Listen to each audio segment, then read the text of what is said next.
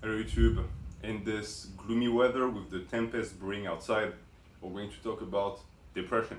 Now, I want to use this channel as a resource for people who have some mental disabilities, who are not neurotypical, but who still want to pursue bodybuilding, who still want to create a body they can be proud of and be very comfortable in, because it is my belief that that has a massive influence on your mental health. I personally am neurotypical. I was never diagnosed with any type of depression, anxiety, ADHD, autism. That being said, I've had in the past periods of time where I wasn't my best self and I had my demons as well. And what helped me get in control of my life was lifting, training. This is a very important part of me. And it is something that at this point I can say with confidence I will be doing until I die, because I just cannot live without it. It is now just as important to me as breathing air or drinking water.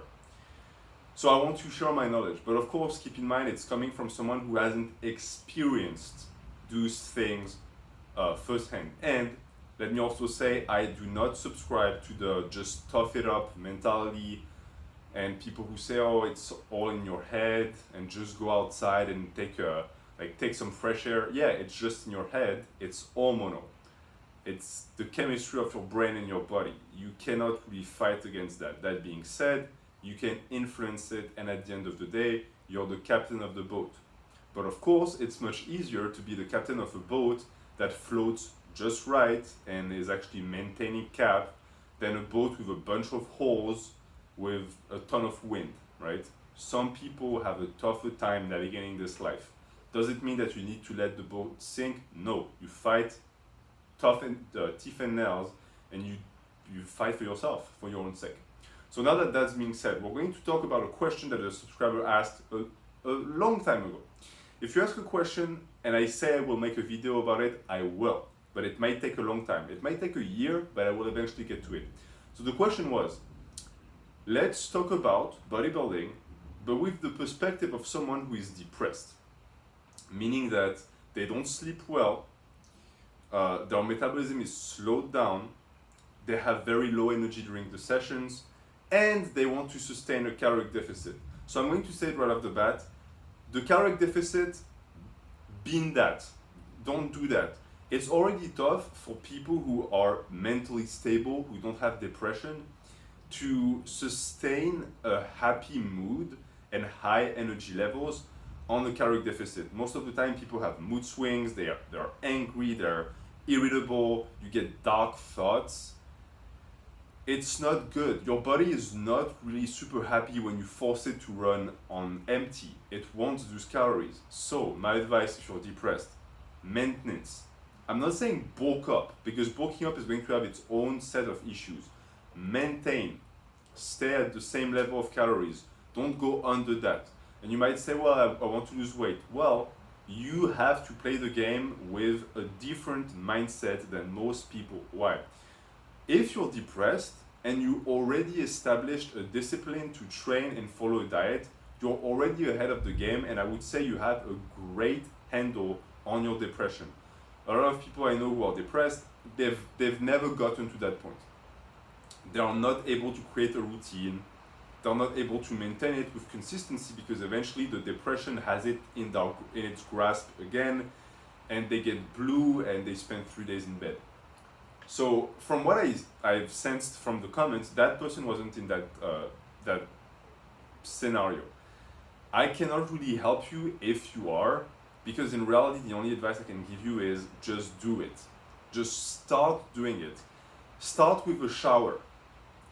Start with taking a shower, then start with putting on clothes, then start with going outside for a 2-minute walk, then try and get to work, etc., etc. You need to build up to it, and eventually that piling up of small things is going to establish a routine, and you can hopefully integrate working out in it and keep at it and fight off the depression. But once it's established with the prerequisites that this viewer gave me, if you have low energy, what does that mean? It means that your sessions are not going to be as long. If you have poor quality sleep, it means what? It means that your recovery is not going to be as good. If you have low metabolism, what does that mean? It means that you are potentially going to not have the highest hormonal profile. One thing that could be good with that low metabolism thing is that it's going to be, in a sense, easier to make sure that the calories you intake go towards muscle building. But I see what they meant when they said that. That they meant that the functions of the body were not at the top. And I get that. So you're basically telling me that the depression that you suffer from is slowing down the machine. It's already impairing your ability to control your own mind, which is damaging enough. But on top of that, once you've managed to make the Herculean effort to control that and get the routine going, you're still affected. Well, sadly, depression is something you're going to have to deal with for the rest of your life if it's something you were born with. Some people get seasonal depression, they get depression from side effects of drugs. But some people, their brain are just wired that way. Does it mean that it's a fatality? No, you can still get it under control. I know people who do that. Now, I'm personally not super 100% for drugs, especially the drugs we give to people who have anxiety, depression, ADHD, all of that, because it's a crutch. And if it's something you need and you live well with it and the side effects, then keep doing it. I'm not saying get off your meds. I am saying if it's not working, you might have to think about a way to get your life back without those drugs. And I personally have someone very close to me who does that, and they've been doing that for years. It's tough, it's not going to be a walk in the park, but it's doable. And lifting is going to help a lot, right? Because once you get it going and you have the discipline, you're going to get a lot of endorphins from that, a lot of dopamine from that, and your brain is going to ask for more and more. And it's going to also make you more social, it's going to reduce your anxiety that might be linked with the depression. So it's a must do, in my opinion. Training is important, even if it's just a bit. So let's get back to the three notions. Because your sessions will not be as long, we're not going to focus on that, right? It doesn't mean that you have to completely ignore volume and intensity, no, but you're going to treat it as a secondary, it's a secondary priority for you. Your number one priority as someone who is depressed is consistency. So the entirety of the program needs to be tailored towards getting you in the gym, getting that routine in. And I would say for people who have depression, train every day. Even if you'll make less gains. Let's say you're the type of person who would benefit from doing 3 times a week because you're a novice. Screw that. Every day. It's going to structure your life much more. You're going to get that exercise high every day, and it's going to be just great for your mental health. Forget about getting big biceps. We're trying to get you to control your depression. So that's one thing. Don't worry about lacking energy within your workouts. Do what you can, and when you're burned, go home. Okay? We don't want you to extend that time in the gym because it's going to make you unable to go back the next day, and also it will develop bad feelings towards the gym. It's something that I've personally noticed, and I might talk about that in the hypertrophy series. Even besides the issue of training once you've reached the point where you cannot go back to baseline and you're basically doing junk volume, what you're really doing also is you're making the gym a chore. You're doing something that you don't like. You're just staying in there where your body and your minds are done. So when you're done, you go home. Don't worry about not being able to be a beast in the gym. This is not your job right now. As far as the poor quality sleep, there are multiple ways to have better quality sleep. Even with depression, I will make videos about that because I have people on the channel who suffer with insomnia. But it's the same logic. You get poor quality sleep. One, the training is going to help because you're going to fall asleep better, but a lot of people who say they have poor quality sleep, in reality, they mean that they sleep and they wake up, they don't feel rested. Well, you're going to have to deal with that variable, meaning that you're going to have to organize your training around the fact that you might not get all of the recovery aspects from sleeping as you would. So that has to be taken into consideration. Don't try and sleep more Don't try and fragment your sleep. Don't take sleeping pills. Just take it.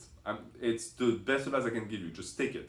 And I say that, and you might think, okay, but you're just describing a process that leads to zero progression because I'm just going to do it, but I'm never going to progress. Well, the progression comes with the third point that I mentioned, the metabolism. It's slow now. It will be much faster in the future. And how do you get it faster? You do number one and number two. You get the sleep you can get with the quality you get, and you tailor the training towards being able to train every day.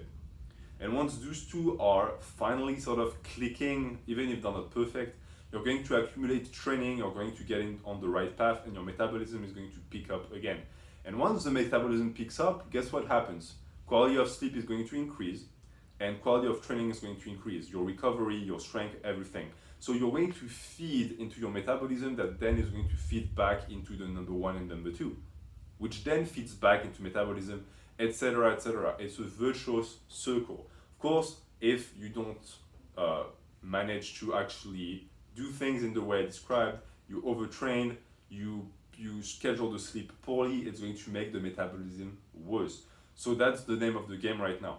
A lot of people do the opposite. People who don't have depression, you should focus mainly on boosting your ability to train and the recovery aspects in your life with your diet and sleep, because they're naturally going to make the metabolism better. So don't focus on the metabolism. Too many people think, oh, I have low T, etc. You don't care about that. For people with depression, it's the opposite, because the metabolism is going to dictate your state of mind and how healthy you feel. So you should focus on making that as great as possible and not the other way around. The other way around, your training, your lift numbers, the size of your biceps, who cares? We get you healthy first. Once you're healthy and you've gotten to the point where you might not be not depressed, because it might never happen, but you'll be at a 6 like every day, never less, and you'll never dip. You'll never get back to a 2, or if you get back to a 2, it's going to be for a day, and you're going to have the strength to rebound very quickly. Once we get you to a 6, and you have your mental illness under control, we can focus on making you a better bodybuilder, better powerlifter, whatever you want. But don't obsess over that. The number one important thing is getting this healthy, and then the rest will follow. Thank you for watching. I want to make more videos about that. So if you have questions about anxiety, about neurotic behaviors, about diet, about training, let me know, because it gives me inspiration to make these videos, and I want to be able to help you guys even though I'm not a professional. Thank you for watching. Have a good day.